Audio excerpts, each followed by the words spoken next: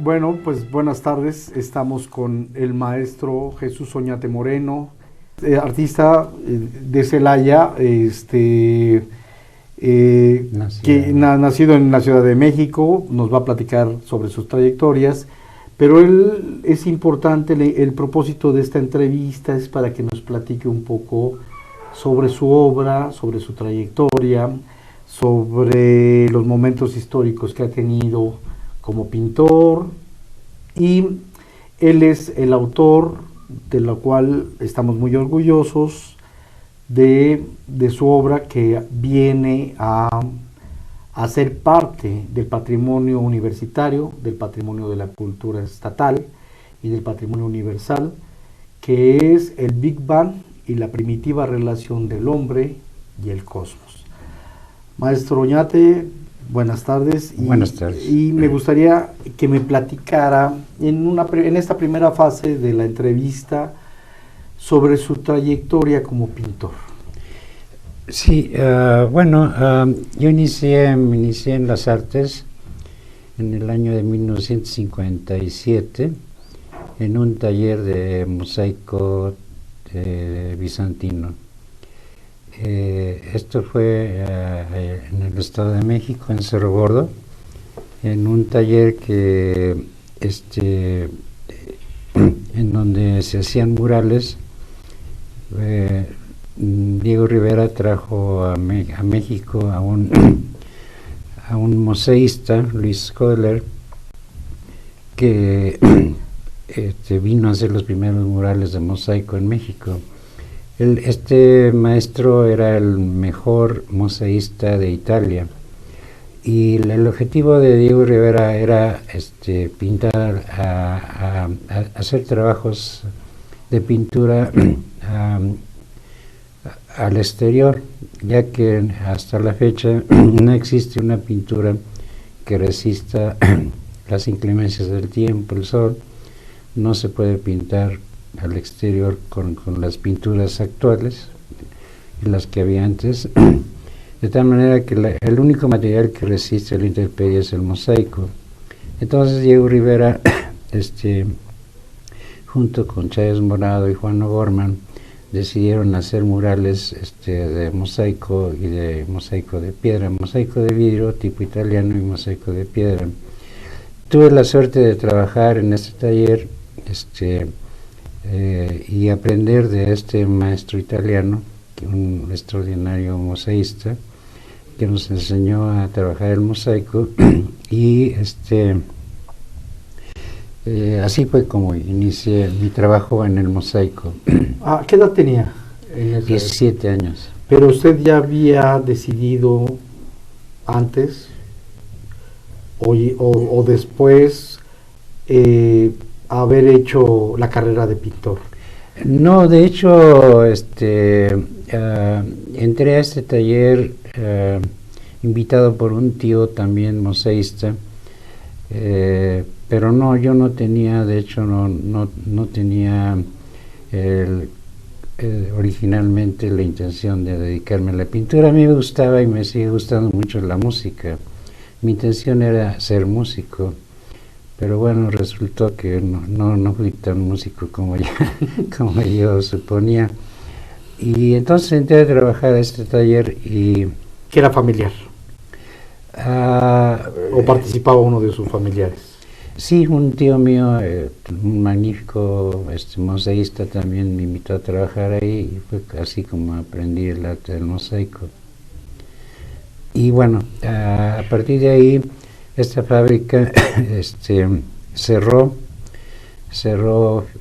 hubo una serie de problemas ahí. Era un empresario italiano de apellido Bassi, y era esposo de Sofía Bassi, por cierto. La empresa, por diversos motivos, cerró, y entonces de este taller donde surgieron infinidad de murales de mosaico. ¿Cómo cuáles? Los que están en la Ciudad Universitaria, el Teatro de los Insurgentes. La Torre de Rectoría, ¿verdad? La Torre de Rectoría, esa la hizo Juan O'Gorman, pero no se hizo ahí. Juan O'Gorman utilizó la piedra, que es un material de mosaico, pero de mosaico prehispánico, como hacían antiguamente los antiguos mexicanos. Y este otro mosaico es un material prefabricado a base de vidrio. Y se hicieron muchos murales de Francisco Eppens, Chávez Morado en la CEU y la Escuela de Medicina, en fin, el mismo escudo de la universidad. Y al cerrar las puertas la escuela, digo el taller, prácticamente hubo un periodo de 3 años en que no se hizo mosaico, hasta que posteriormente se retomó esto y se fundó otra empresa en Cuernavaca, Morelos, Mosaicos Bizantinos, que es un taller, una empresa que en la actualidad está trabajando, sigue trabajando, y es prácticamente el único taller que existe en América de mosaico, ¿sí? Me tocó fundarlo también. ¿Llega a este taller como maestro? Sí, claro. ¿A qué edad más o menos? Híjole, bueno, habían transcurrido, no sé, unos 4 o 5 años, ¿no? 21 años más o menos. Más o menos. Y ahí estuve trabajando 6 años en este taller, que ahí se quedó, ahí sigue trabajando. Pero en ese lapso yo aprendí el arte del mosaico, pero yo tenía problemas con el dibujo, con problemas con el color, y me metí a estudiar pintura. Estuve estudiando primero en una escuela de iniciación artística, estudié 1 año con un maestro Rolando Arjona, que después llegó a ser director de la Escuela de la Esmeralda. Después me fui, estuve nada más 1 año ahí, y ya entré a estudiar a la Esmeralda, a la Escuela de la Esmeralda. Me tocó ser condiscípulo de Octavio Campo. Estuvimos en el primer año. Y ¿compañero o condiscípulo? Compañero. Y hubo un problema ahí, cambiaron al director, se armó ahí aquel suceso de la ruptura de los pintores tradicionales con los modernos, y hubo un conflicto ahí fuerte. A ver, ahí quiero que hagamos una pausa. El conflicto fuerte es que todavía estaban los grandes muralistas mexicanos y empezaban a entrar gente que ya tenía algo más de arte abstracto, ¿no? Así es, sí, esto es el movimiento provocado por José Luis Cuevas, sí, la ruptura famosa, ¿no? Entonces hubo una lucha ahí en la que perdimos los tradicionalistas, por decirlo así, y yo tuve que dejar la Esmeralda porque el nuevo director como que ya no me veía con muy buenos ojos, igual que otros maestros. Entonces tuve que retirarme de la Esmeralda y me fui a San Carlos. Ah, muy bien. Y en San Carlos estuve 3 años, ¿sí? Ahí continué los estudios. Fue muy interesante esta etapa de San Carlos porque se respiraba todavía la escuela tradicional de pintura en México, ¿no? Sobre todo la Escuela Mexicana de Pintura. Había ahí gente que estuvo trabajando con Diego Rivera, con Orozco, con Siqueiros, y era muy interesante, muy rico toda la información que Velázquez, el doctor Atl.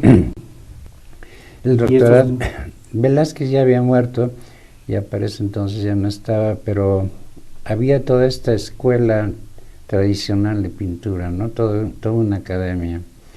Y aunque ya estaba en un proceso no de desintegración, pero sí de cambio, de todos modos se respiraba todo ese ambiente, ¿no?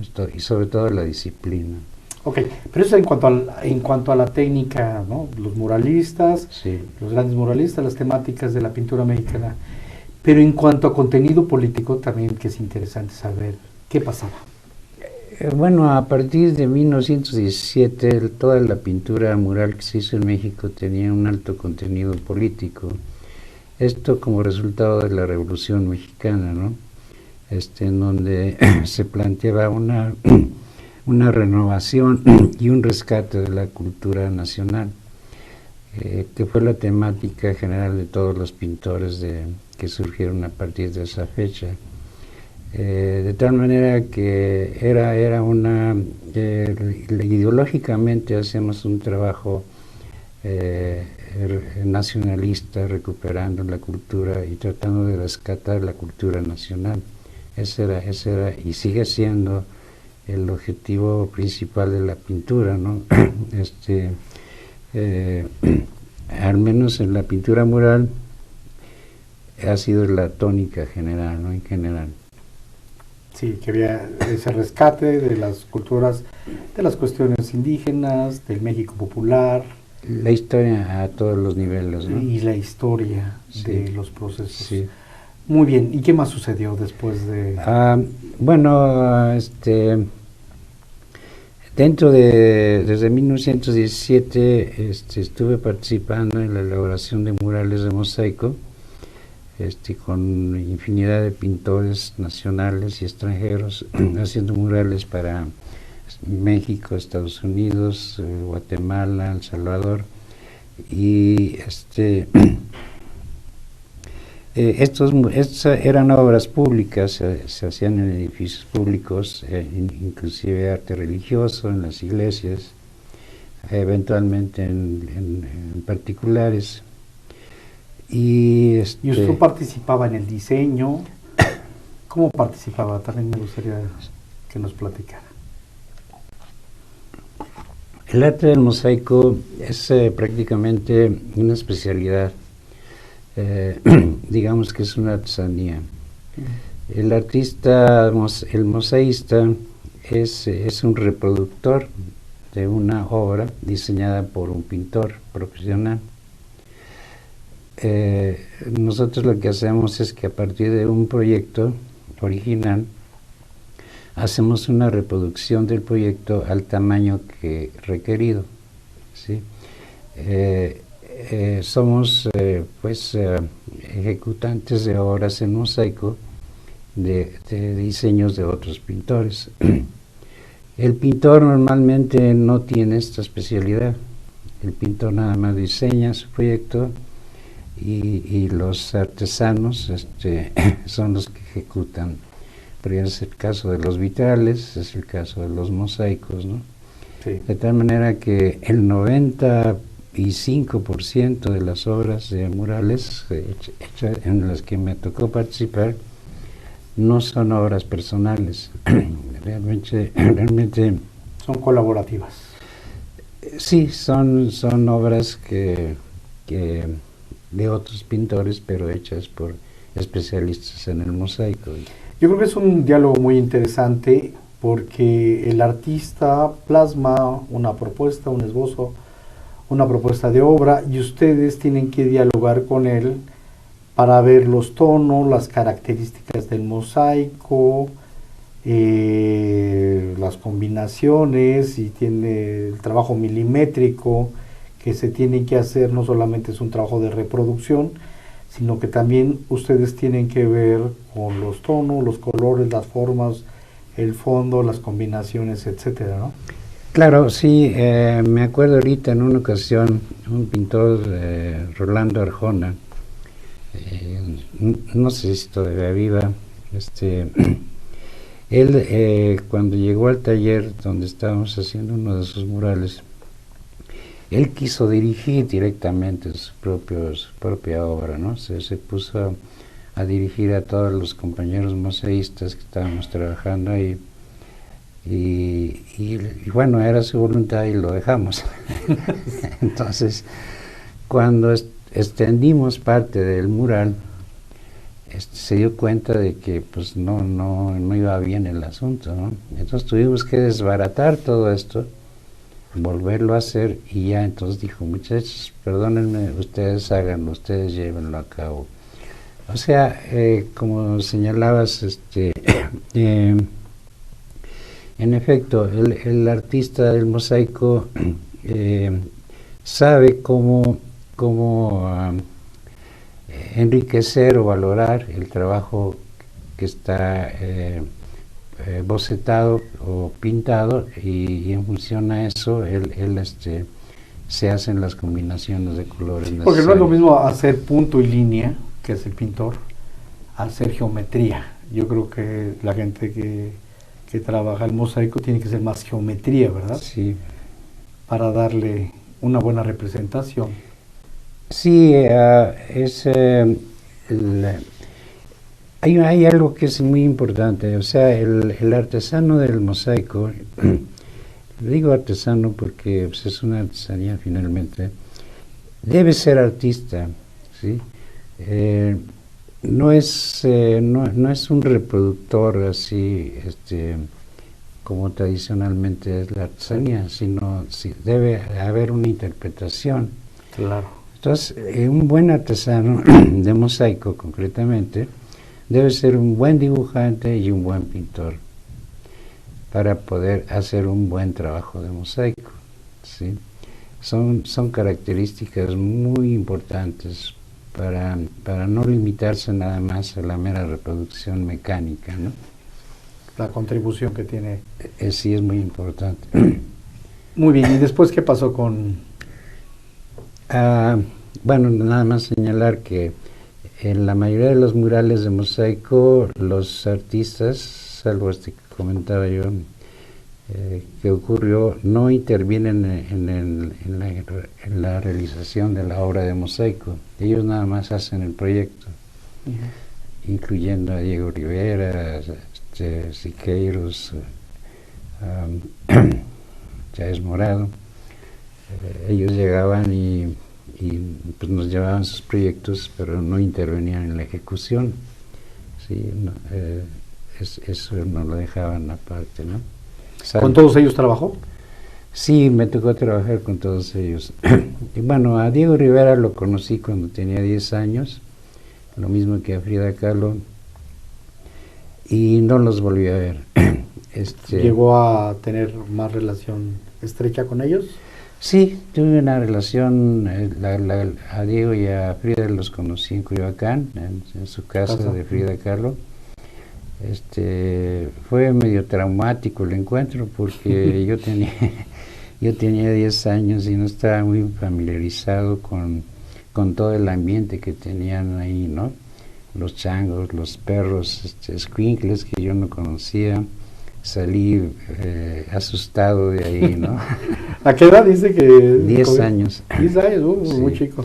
Frida misma me impresionó mucho, mismo Diego. Y bueno, no los volví a ver a ellos, ¿no? Pero me tocó trabajar en restauraciones de obras de mosaico de Diego Rivera. Sí. ¿Todavía cuando vivía Diego? ¿O posterior? Posterior. Okay. Sí. Sí, y bueno, con Chávez Morado sí tuve una mayor relación, con Juan O'Gorman, un extraordinario pintor. Sí. Carlos Mérida. ¿Qué edad tenía cuando tenía relaciones ya como con ellos, con esos artistas? Bueno, desde que entré, yo me acuerdo de Carlos Mérida. Carlos Mérida era, por cierto, ya era grande y tenía un problema de sordera, no oía, entonces era complicado comunicarse con él. ¿Con O'Gorman? Con Juan O'Gorman me tocó, no le hice trabajos directamente, pero sí me tocó conocerlo. Con el que sí tuve mucha relación fue con González Camarena, Jorge González Camarena, un mural que le hice para la ciudad de Chihuahua, en el Seguro Social de Chihuahua. Y sí conviví un buen rato con él, con Chávez Morado, y muchos pintores, Jorge Eppens, que hizo los murales del PRI, y el murales de la ciudad universitaria, en Veracruz también, fueron muchos, José Muñoz, fueron muchos pintores. ¿No tiene una anécdota que nos quisiera platicar de alguna de las experiencias con alguno de los pintores? Uh-huh. Bueno, sí,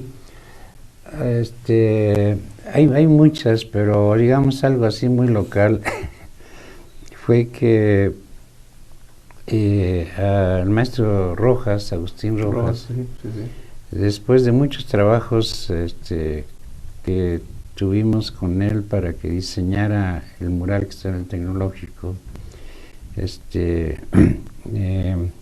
finalmente concluyó 2 proyectos para el mural que le encargó el ingeniero Juan Fernández, y entonces los llevamos a la dirección para que el director seleccionara alguna de las 2 obras que había proyectado. Uh-huh.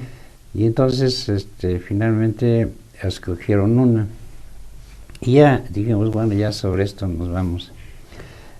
Entonces salgo yo ya con el encargo de hacer la ejecución de ese mural, pero me llevo yo los 2 proyectos y tomo un taxi saliendo del Tecnológico. Entonces cuando llego a mi casa, el taxista abusó con el precio, suele ocurrir, ¿no? Que cobran mucho. Entonces, por estar ahí en la bronca de que no, que sí, que es tanto y tanto, finalmente le pagué. Y ya me metí a mi casa y el taxista se fue con los murales, con los proyectos. Entonces, híjole, dije, ahora sí, ya me llevó el tren aquí. Yo me acuerdo que la portezuela de la parte delantera del coche no traía el forro, traía un forro además de la lámina, ¿no? Uh-huh. Venía así como medio encuerada la portezuela.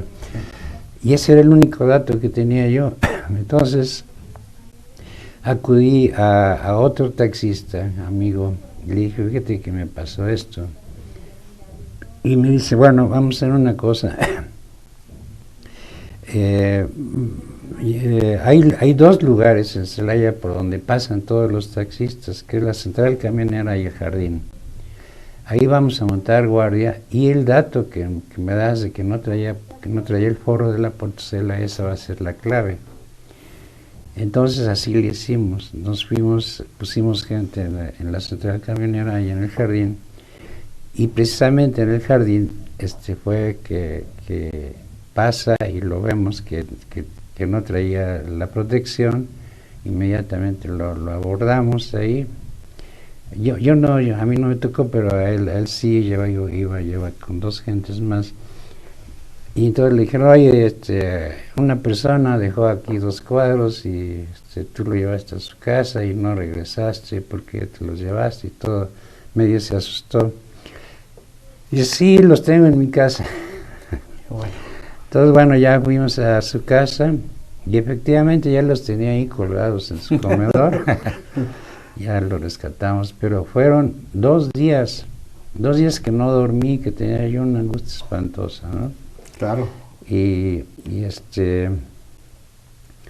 bueno, ese fue un detalle del mural del Tecno. Hay más del mural del Tecno, ¿no? Pero Sí, fue el más porque no durmió. Maestro Oñate, yo quiero que me platique también, bueno, ahorita no sé sobre su obra. Las obras que usted ha considerado las más importantes, y claro, que me lo diga por etapas, y qué encontró y cuál era el concepto de arte de cada una de ellas y por qué esos temas. Sí, una buena parte de mi vida me dediqué, como te comentaba antes, a realizar obras que no fueron diseñadas por mí, sino que fueron encargos de los pintores. Y durante mucho tiempo, a partir de que dejé la Escuela de San Carlos, estuve nada más 3 años ahí, Pues prácticamente yo no pinté por estar haciendo trabajos de mosaico. Fue hasta hace más o menos 30 años que me dediqué ya a pintar mi trabajo hacer ¿De qué época estamos hablando? ¿No? ¿De qué 1970. Muy bien. Sí, 70. Entonces adquiere ya autonomía, sí, en cuanto a los contenidos de la obra y su diseño.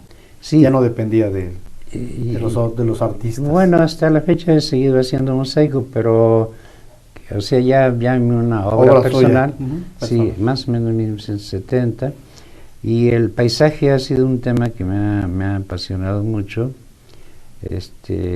y durante unos 10 años estuve haciendo trabajos de paisaje, y ya después empecé a trabajar cosas un poco más, mucho trabajo de naturaleza muerta. Ok, a ver, me voy a paisaje. Sí. Cuando, claro que tiene hacer mosaico con paisaje es complicadísimo.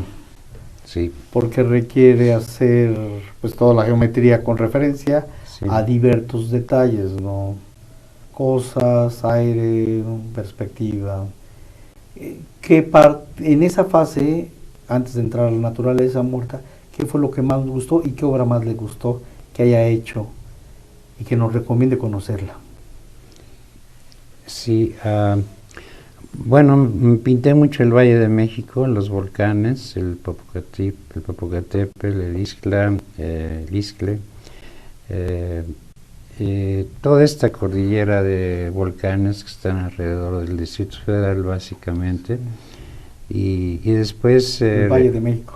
El Valle de México, básicamente, sí. Después estuve haciendo trabajos también en el estado de Hidalgo. ¿Esta obra del Valle de México dónde está? Bueno, fueron muchos cuadros, yo calculo. ¿Fueron cuadros o murales? No, cuadros. Cuadros pequeños. Sí, pues están en manos de particulares, todo prácticamente lo vendí. Yo me quedé con 2, 3 cosas nada más. Pero sí le gustó estas del Valle de México. Sí, como no, porque pues desde chico veía yo los volcanes, ¿no? O sea, era algo cotidiano. Sí, y luego ya trabajé otras cosas, ya dejé un poco el paisaje. ¿Y por qué deja el paisaje? Porque se me acabaron los cerros. Cuando llego a Celaya hace más o menos 30 años. Por la época que empezó a hacer obras propias. Sí, ya no había cerros. O sea, desgraciadamente Celaya no tiene cerros, son paisajes muy planos, ¿no? Sí. Entonces, ya como que el paisaje así liso ya no tenía mucho sentido. A ver, cuando era paisajista, ¿usted andaba de trotamundos o andaba haciendo trabajo de campo? Entonces salía y eres muy pintoresco, o sea, en el imaginario me imagino al doctor Atl, a los paisajistas mexicanos, cómo llegaban a las comunidades, retomaban la imagen que ellos era importante de ese México, ¿no? ¿Hacía usted así ese trabajo de campo? Claro, intenso. Desde la escuela. Sí, tuve en México uno de los maestros en San Carlos, el mismo en Esmeralda, a Nicolás Moreno, un extraordinario paisajista mexicano que desgraciadamente murió el año pasado.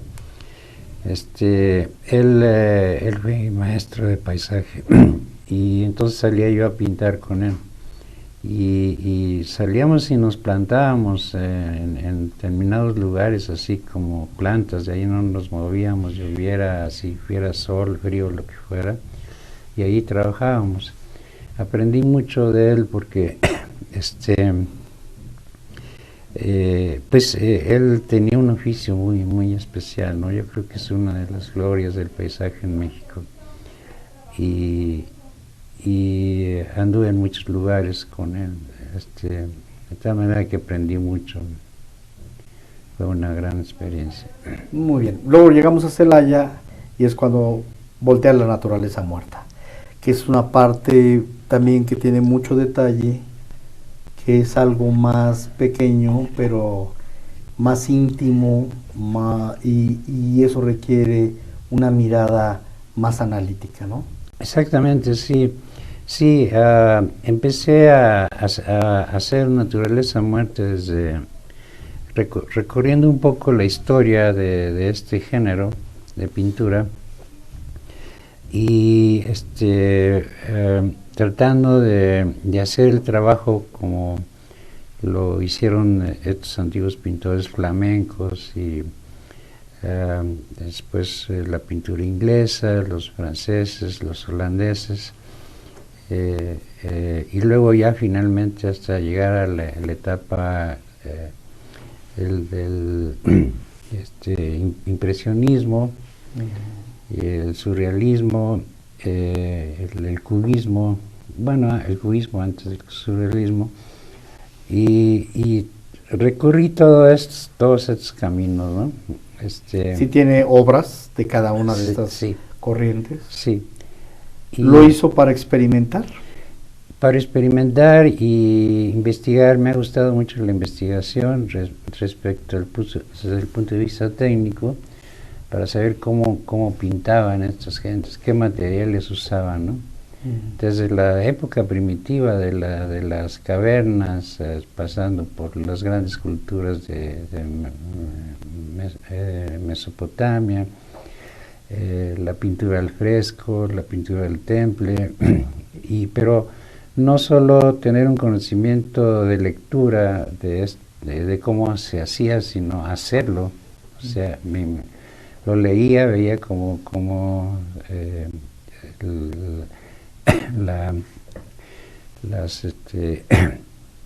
se dice? Las crónicas lo reflejan, entonces yo me ponía a hacerlo. Y así fue como adquirí un conocimiento muy amplio en cuanto desde el punto de vista técnico.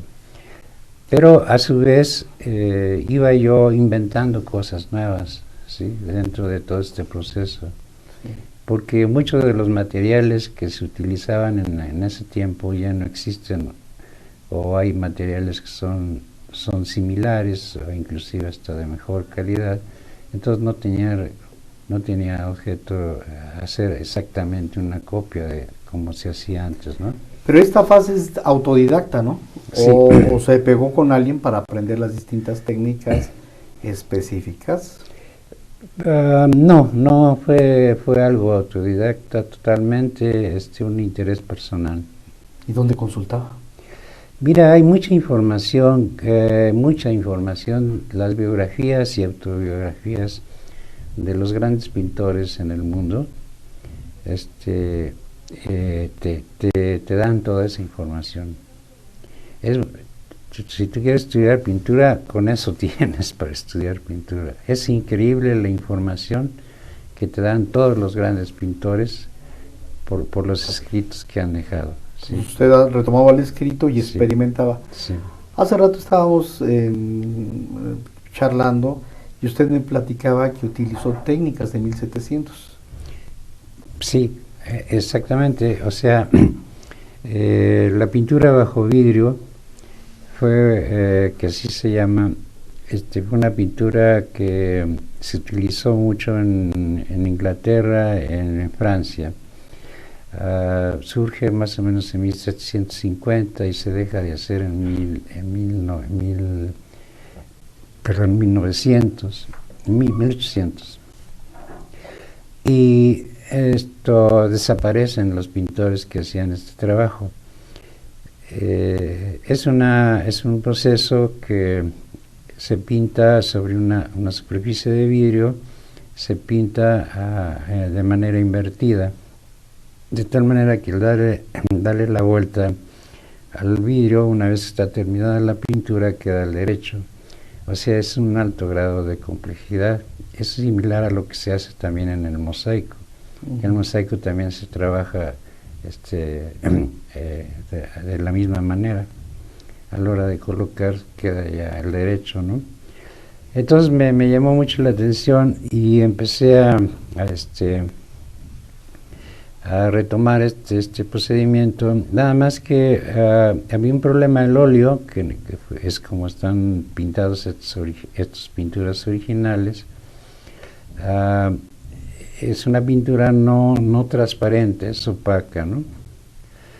Y bueno, entonces yo utilicé una pintura a base de resina epóxica transparente como el agua, pigmentada sobre vidrio, hacer pintura sobre vidrio, y logré resultados muy interesantes, ¿no? Muy ricos que mejoran la calidad de la pintura de óleo sobre el vidrio. Y pero tiene el mismo principio, o sea, a partir de este trabajo inicial que se hizo en esa época, es una técnica que se dejó de hacer totalmente, ¿no? Y yo la retomo últimamente, con vehículos diferentes. ¿Usted hizo escuela? O sea, formó a gente dentro del arte. Fíjate que no, de hecho no, ¿Trabaja solo? Trabajo solo, totalmente solo, sí. No por envidia ni por egoísmo ni nada, ¿no? Yo considero que ha sido un desperdicio porque yo tengo mucho que enseñar. ¿Nunca tuvo un taller ni por recreación? Bueno, me tocó fundar el taller de Cuernavaca, donde hay 20 personas trabajando en el mosaico, un poco a nivel de obreros, ¿no? Sí. Pero nunca he dado clases así de manera personal, salvo eventualmente alguna que otra persona, ¿no? Pero me hubiera gustado, por ejemplo, sí impartir una cátedra de mosaico, que es mi especialidad, en alguna institución pública, el mismo San Carlos, en otra escuela. Uno de mis compañeros, José de Santiago, llegó a ser director de San Carlos y una vez le hice el comentario de que me gustaría dar clases ahí. Y pero me pedía título y yo no tenía título, o sea, no tengo título, estuve nada más 3 años y pues ya no podía dar clases. Y es una pena porque si quieres estudiar mosaico en México tienes que irte a Italia. Sí. No hay escuelas de arte en México, de mosaico, así profesionales. ¿Usted salió fuera del país? ¿Con fines de aprender o con fines de hacer obra? Estuve trabajando en San Francisco, California, en Los Ángeles. Y en Guatemala, me había dicho. En Guatemala no fui, pero sí hice murales para Guatemala. O sea, los hice en México, que fueron colocados allá por especialistas en colocación. A ver, en Estados Unidos, en San Francisco. En San Francisco me tocó trabajar en el metro, en diferentes estaciones del metro, en Oakland, en la Universidad de Berkeley, diversos lugares. ¿Y ahí cómo se trabajaba? ¿Se hacía de la misma manera de que el artista les daban el boceto y ustedes lo...? Sí. Claro, sí, de pintores americanos. La obra se hacía en México, el mosaico se hacía en México, se pegaba el mosaico y después se transportaba a Estados Unidos, ¿no? Y yo iba y colocaba también allá el mural. Se hizo mucho trabajo en Los Ángeles, en San Diego, en San Francisco, California, en Oakland, en Oregón. Bueno, Oakland es California. En Oregón también, y diversas partes de los Estados Unidos. Pero concretamente estuve en California. ¿En qué época estamos hablando, más o menos? Más o menos 1970, 75. Muy bien. Luego llega a Celaya. ¿Por qué llega a Celaya? Llegué a Celaya porque me quedé sin trabajo. Sí. Y vivía yo en el estado de Hidalgo. Estuve trabajando allá en el estado de Hidalgo. Bueno, primero en México estuve haciendo muchos trabajos para la universidad y murales para Estados Unidos. Me tocó hacer 36 escudos de la Universidad de México, que están en la CENEP y en diferentes facultades. Pero se acabó el trabajo y igual en los Estados Unidos mi socio murió y me quedé sin trabajo. Entonces me ofrecieron la Fundación Fidel Sever, me ofreció trabajo en el estado de Hidalgo y me fui a trabajar al estado de Hidalgo con un grupo de indígenas. Yo ya había estado en el estado de Hidalgo pintando el Valle del Mezquital con Nicolás Moreno y hicimos un mural para el Museo de Antropología e Historia. Ahí está el Museo de Antropología e Historia. Y sobre el Valle del Mezquital. Entonces yo conocí esa zona y me impresionó mucho, me gustó mucho. Y cuando me ofrecieron ir ahí, pues acepté y estuve trabajando 6 años en el Valle del Mezquital. ¿Con grupos otomís? Sí, y fue muy interesante el trabajo porque me tocó pues vivir de cerca todo el drama del indígena otomí, conocer sus costumbres, sus modos de vivir y sobre todo su cultura. Y fue muy rica porque descubrí que toda su artesanía, que es una parte de su modus vivendi importante, tenía un origen prácticamente prehispánico. Es una artesanía de las primeras manifestaciones artísticas del hombre en Mesoamérica, ¿no? Quiero decir con esto que los materiales que usaban, que era el iscle básicamente, que fue la primera ropa del hombre de Mesoamérica, esos tejidos que hacían con iscle, que luego enriquecieron mezclando aves, plumas de aves y algodón, ¿sí? Y esa era la vestimenta del indígena primitivo. Y algo que es una tesis mía en el sentido de que fue la mujer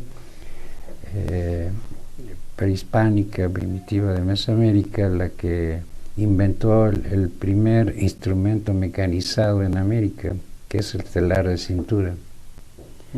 Porque el hombre se concretaba, y esto hasta la fecha, a acarrear del campo leña, fibras, animales que cazaba, y la mujer era la que se dedicaba a confeccionar con todos estos elementos los artículos necesarios para la vida cotidiana.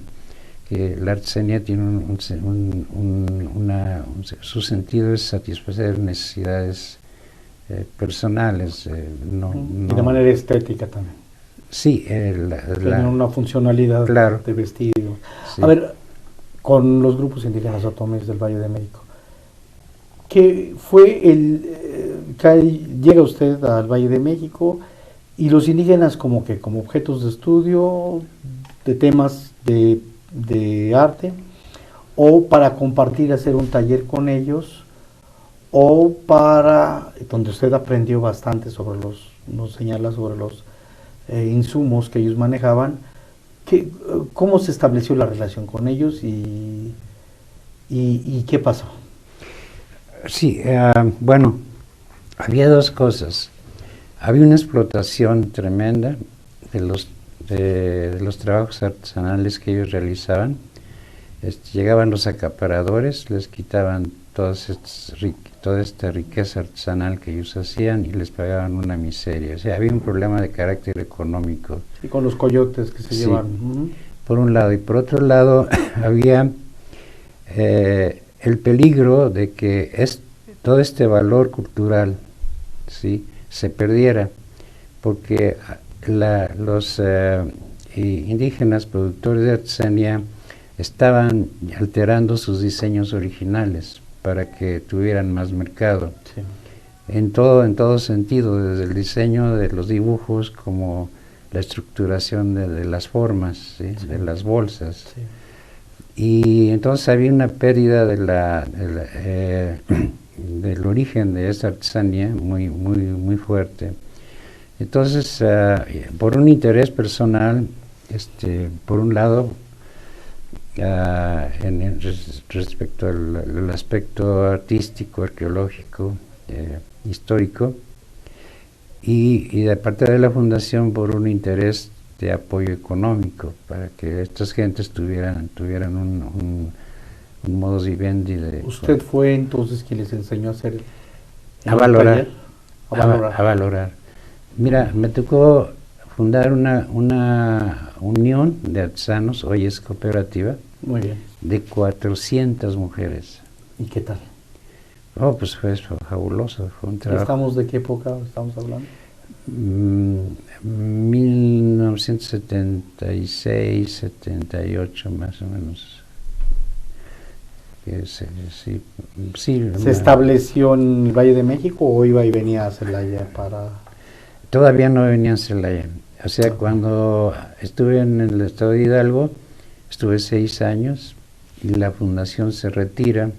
Se acaba un convenio con el gobierno de México que trabajaban con la reforma agraria en convenio internacional. Se acaba el convenio y la fundación se retira y la Secretaría de la Reforma Agraria ya no quiso meterse en más y yo me quedé sin trabajo. Entonces por eso me vine a Celaya, ¿no? Pero el trabajo fue muy interesante porque descubrí muchas cosas de la artesanía de estas gentes, ¿no? ¿Que le sirvió para obras posteriores? Pues yo no, en lo personal, nunca quise utilizar este material para algún trabajo en especial, personal. Más bien lo que yo hice fue un rescate de... Sí, me encontré con que había bordados, que es básicamente el trabajo de ellos, con diseños arabescos, románicos, ¿sí?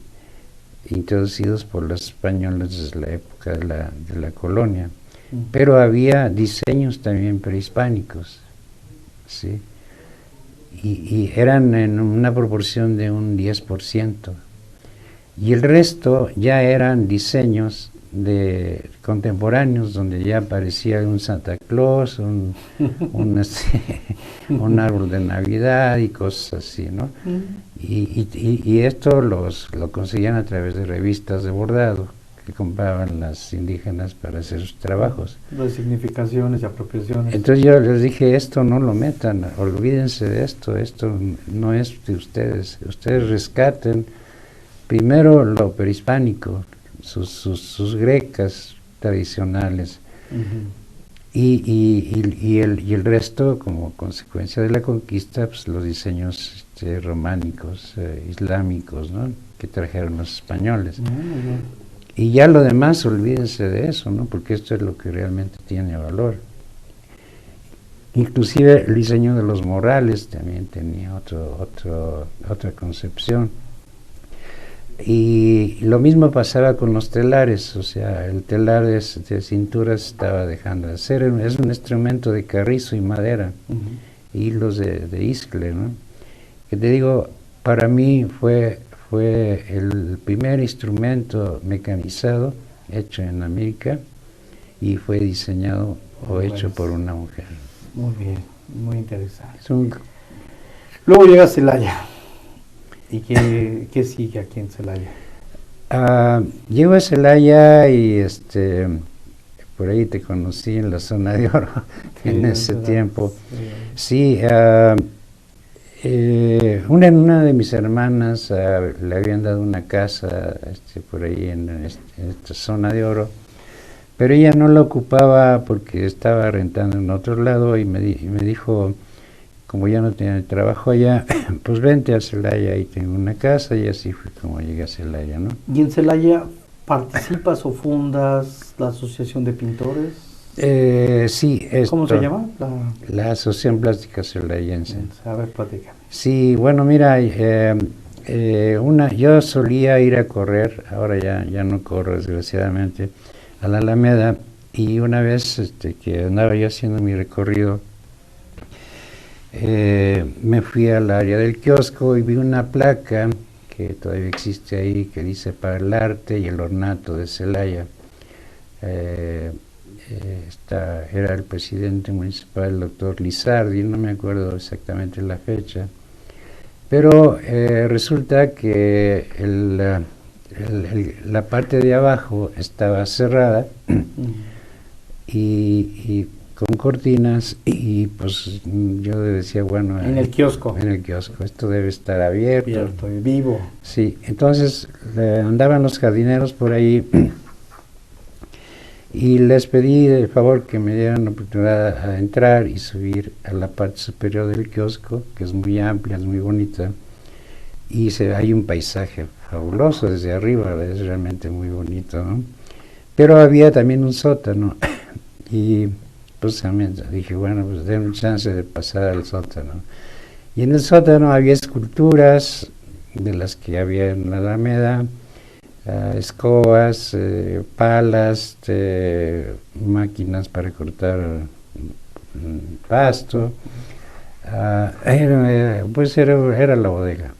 Y entonces me llamó la atención que había un retrete ahí, que era donde hacían sus necesidades los jardineros.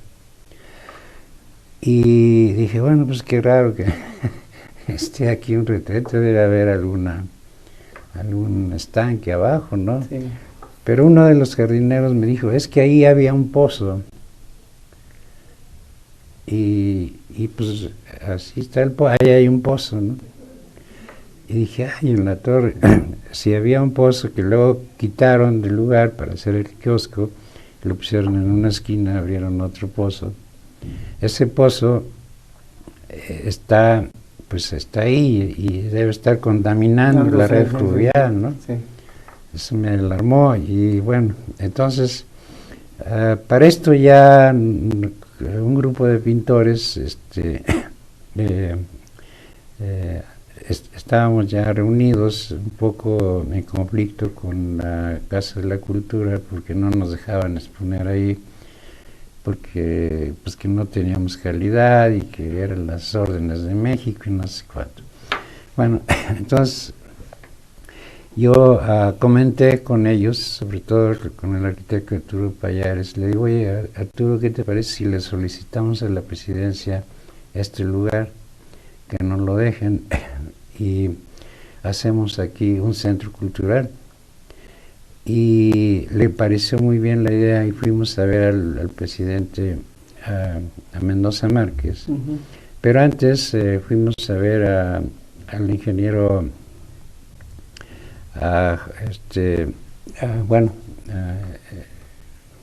había un ingeniero ahí que trabajaba. ¿De Parques y Jardines? No, era este ingeniero que te mencionaba hace rato, del Tecnológico.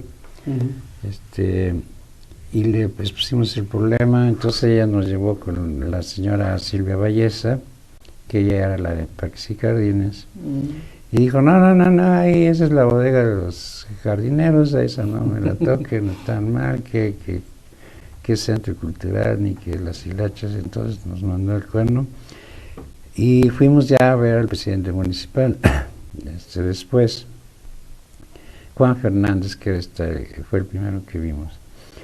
Y entonces está el ingeniero Mendoza Márquez y les pusimos el plan, el proyecto se hizo, todo un proyecto ejecutivo. Y la idea era trabajar abajo y arriba, hacer un centro cultural. Pero pues los pintores tenemos mala fama, dijeron, no, esta bola de locos no son muy confiables. Total, ¿quiénes eran los pintores? Estábamos ¿Rojas, usted? Rojas no estaba en este grupo, estaba el arquitecto Arturo Elías, Arturo Escar, que te mencioné hace rato, el arquitecto Pallares, Arturo Pallares. Ocampo no estaba. Ocampo no, Campo no. Él siempre se ha desempeñado fuera de Celaya, sí. Y había otros compañeros por ahí que ahorita estaba Pablo Rezo, no recuerdo. Éramos alrededor de unos, bueno, éramos 60 originalmente, teníamos un grupo como de 30, no recuerdo ahorita los nombres de todos. Y había en ese tiempo también un partido político que se llamaba el Gallito Colorado, que fundó... El sinarquista. Sí, fundó el señor Gagiola, y presidente Salinas organizó el partido del Gallito Colorado para contrarrestar a Cárdenas, que era un candidato muy fuerte. En el 88. Y entonces,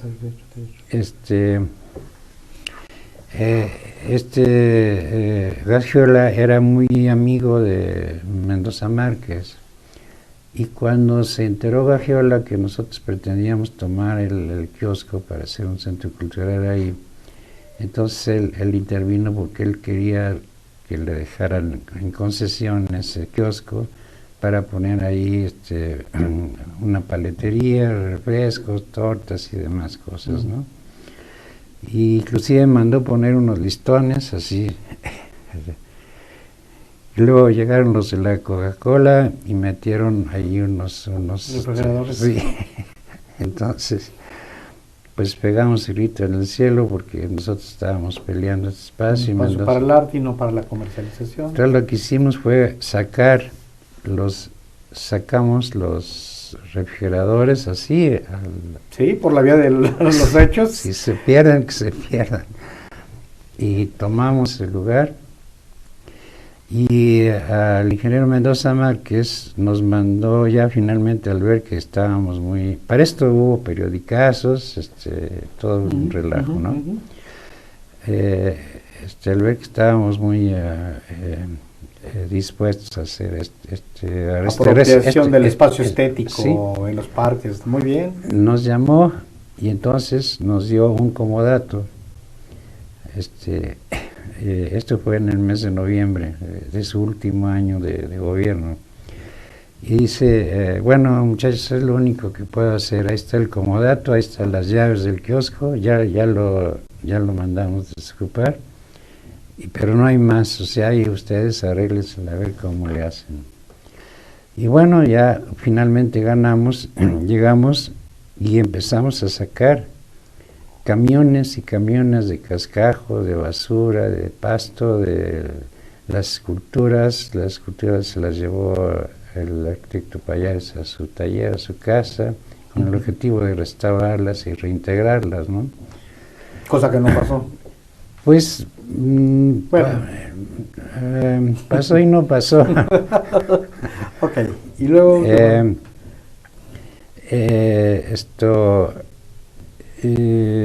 tiramos muros, porque había muros en las paredes, había divisiones, que hubo comercios, ¿no?, de diversas cosas.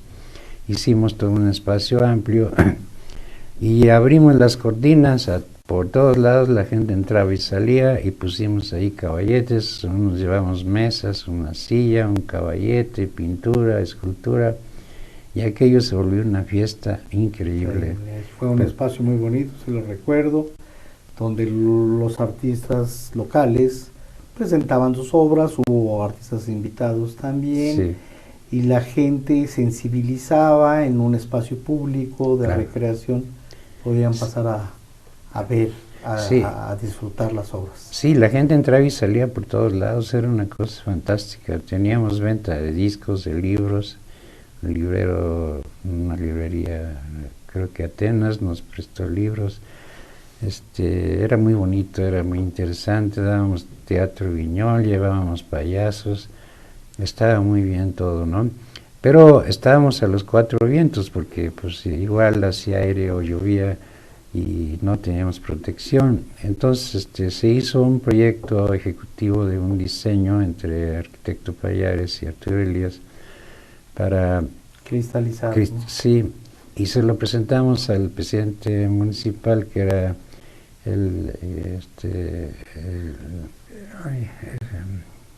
fue el primer panista que después de tanto priista, contador Aranda Portal. Aranda. Y pues dijo, híjole, igual las dudas de siempre, ¿no? Con los pintores aguas, porque son una bola de locos peligrosos. Y entonces, el señor Ortiz, José Ortiz, que era de una organización, un comité de cultura a nivel municipal, me dio una idea. Dice, ¿sabes qué? Para que te hagan caso, funda un patronato con las gentes de la Alameda, plantearles el proyecto y que ya con ellos te van a apoyar, y ya llegas no solo como asociación, sino ya llegas como... Con el consenso sí, de la gente que vivía en la Alameda, muy bien. Y fuimos a ver a una señora, Muñeca Nieto, todavía vive, junto con otras personas, Paco Herrera Bonamí, Francisco Orozco, el doctor Armando Moreno y dos gentes más, y les planteamos el asunto y se hizo un patronato legalmente constituido. Y ya con el patronato constituido, y como nosotros como Asociación Plástica también constituida como asociación, el licenciado que le dicen La Pulga,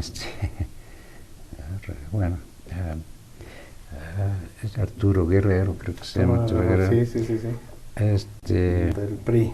Sí, nos hizo favor de hacer la escrituración. Llegamos con Aranda Portal y dijimos, mira, aquí está esto, ¿no? Entonces dice, bueno, está bien, yo les voy a dar, si ustedes consiguen $1 con la honestidad privada, yo les doy $1. Puchala, ya se complicó la cosa. Bueno, está bien.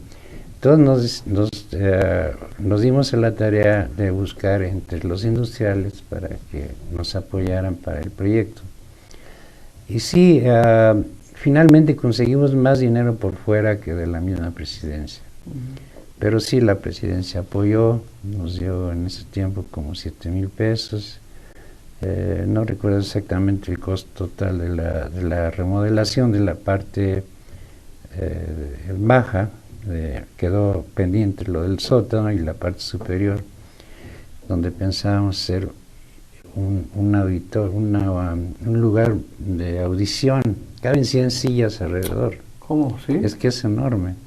Y pensábamos dar ahí conciertos, recitales poéticos, conferencias y todo, muy ¿no? bien.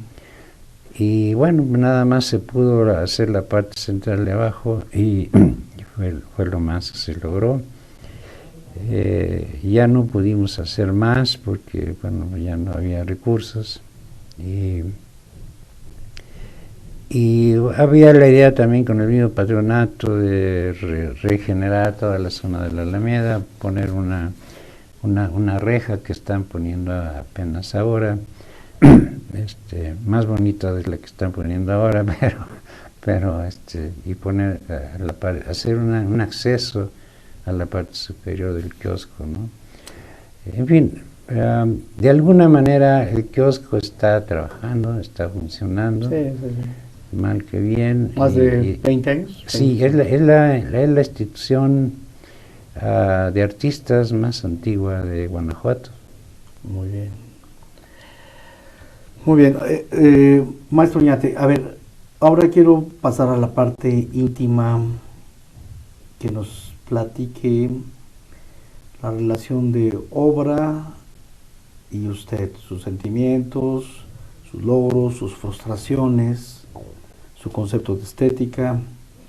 Entonces, yo sé que en México es muy difícil ser un artista.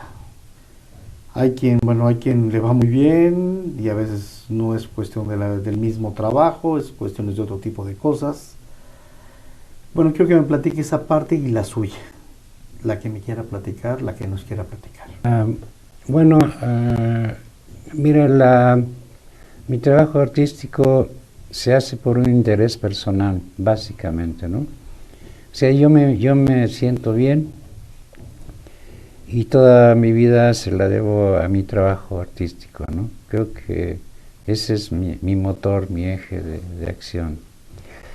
Y sé que por ahí no voy a tener ni casa, ni coche, ni dinero ahorrado. Mi familia no la va a pasar muy bien porque esta actividad no da para mucho, ¿no? Y bueno, pero si yo no hago lo que necesito hacer para vivir, pues es como comer, ¿no? O sea, son cosas que no puedo dejar de hacer.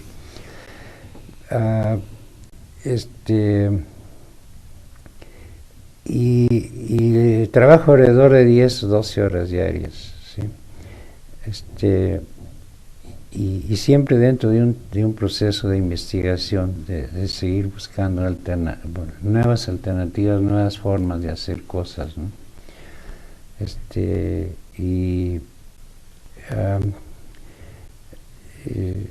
Conservando la idea de hacer un arte de trascendencia desde el punto de vista estético, y bueno, tratar de reflejar en ocasiones la realidad histórica, no una crítica contemporánea de la situación, porque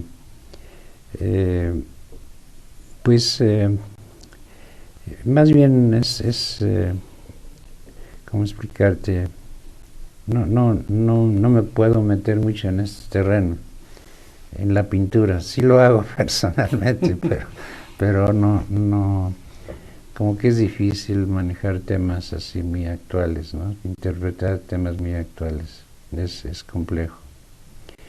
No sé si era a lo que te referías. Yo sé que es difícil ser artista porque, bueno, falta en la academia, falta que la gente pueda accesar a él, falta reconocimiento y valor al trabajo artístico, falta conocimiento, hay una ignorancia demasiado generalizada y al autor, al artista lo confronta con todo, con su forma de vida para poderse mantener, con su forma de ser, porque tiene que ser creativo y en estas cosas a veces se tiene que ser sutil, se tiene que ser muy oficialista o tiene que estar haciendo cosas no de búsqueda sino de estar reproduciendo, replicando,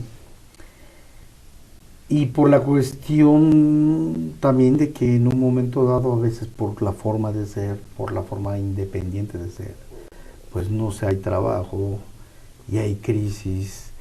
Y esa parte, pues, que pocas veces se ha hablado, generalmente hablamos ya cuando la gente triunfa, pero la gente no platica que hay una cicatriz a veces muy fuerte, o a veces una frustración también peor, muy fuerte, como artista, ¿no? Y bueno, y esto no es con el afán de martirizarse, sino también de soñar con el México que se requiere y con las posibilidades que debe de haber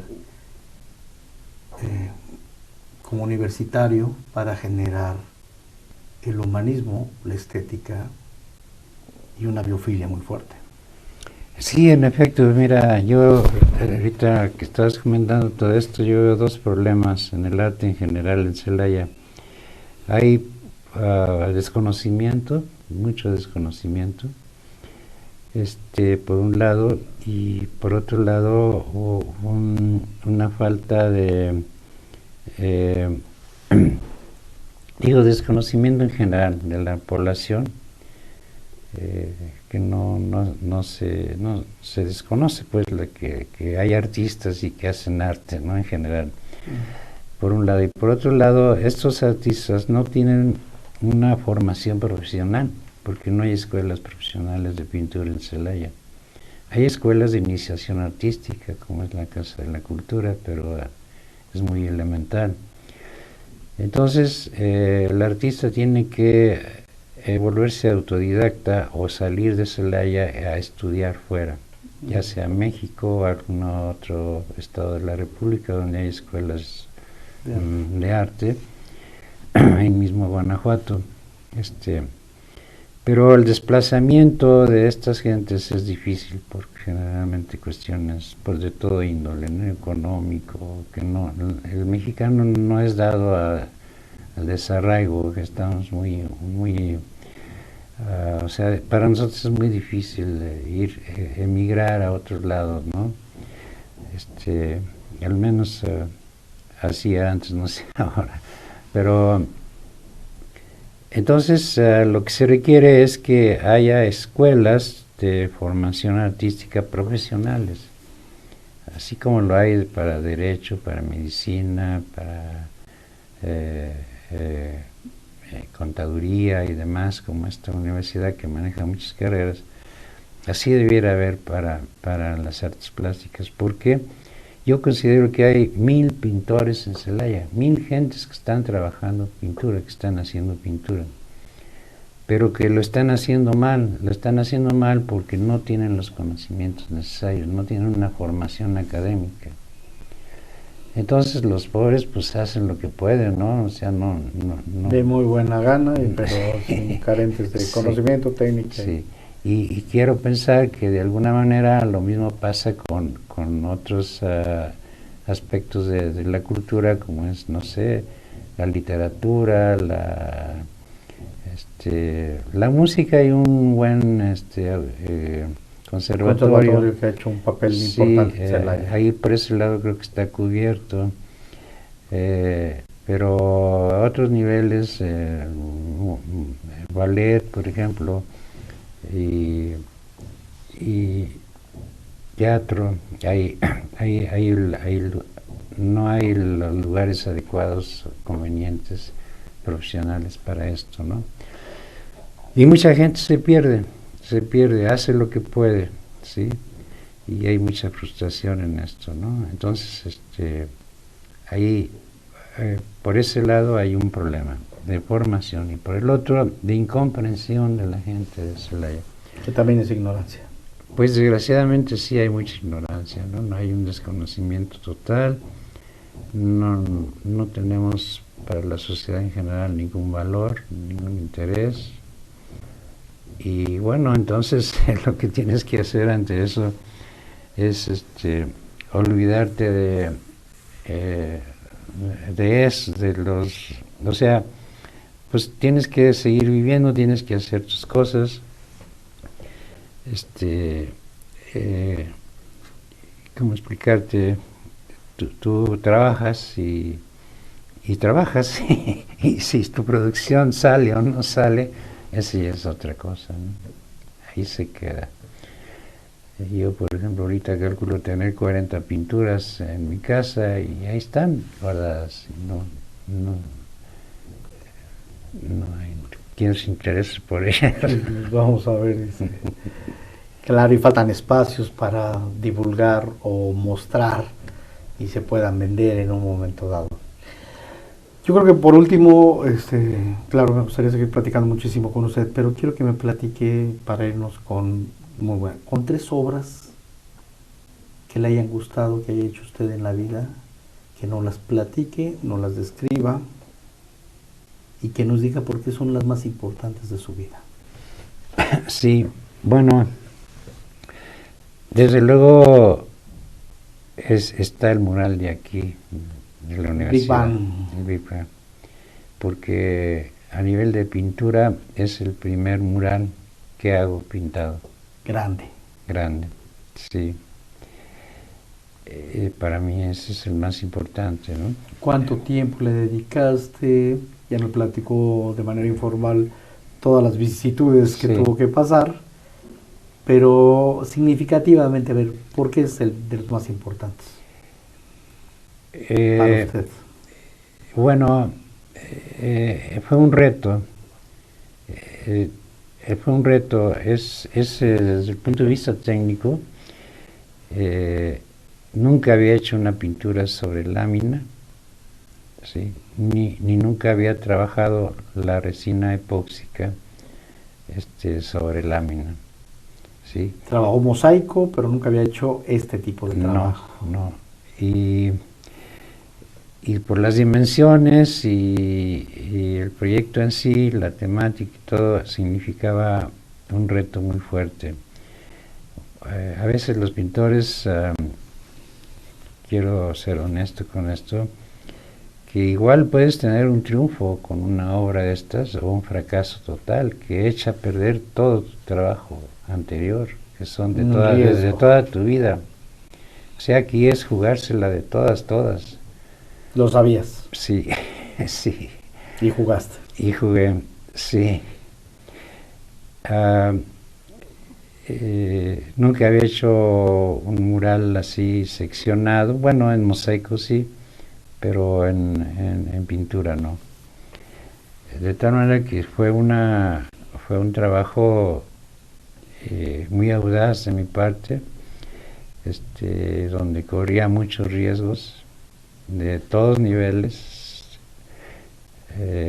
empezando por el económico. Sabía que las cosas no iban a salir muy bien, pero corrí todos los riesgos y por fortuna se lograron, sí, se logró el objetivo en general, ¿no? Yo creo que sí, en pintura es el mejor trabajo y el más significativo.